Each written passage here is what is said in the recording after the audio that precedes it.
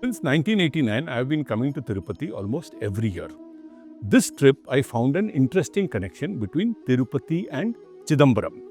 To understand this connection, let's go back to the period between 1135 and 1150.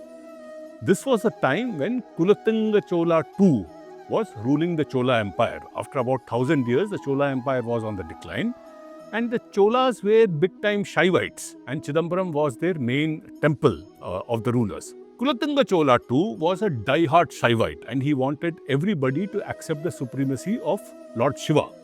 And he did this a bit forcefully. This was also the time when Ramanujam, the great saint, was in Srirangam, and it is believed that he even forced him to accept the greatness and supremacy of Shiva over Vishnu. He then moved to Melkote for 10 years, and that's why you will find a lot of Iyengars and Vaishnavites in the Mysore Melkote area.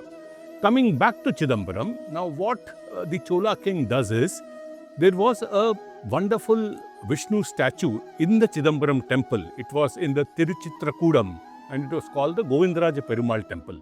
He removes this from here and he has it thrown into the ocean. The topic of this is also there in one of Kamala Hassan's movie called the Dasha Avatara.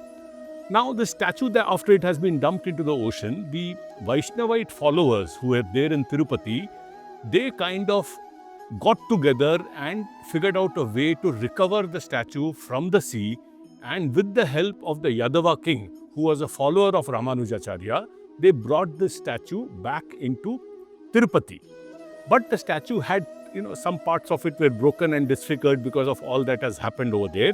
And it was kept in a place called the Narsimha Tirtha, and that place is still there. I just went and visited that place. It's under the control of the Tirupati local city administration, and you can visit that on a Saturday.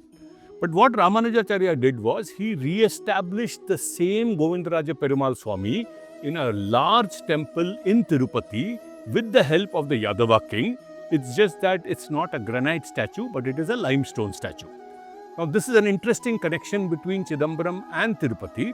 The story also goes that later, after the decline of the Cholas, the Nayakas and the Vijayanagara kings, they re-established the statue of Lord Vishnu in the Anantashayanam pose in Chidambaram. So today, if you go to Chidambaram and you see the statue, that is thanks to the Nayaka and the Vijayanagara kings.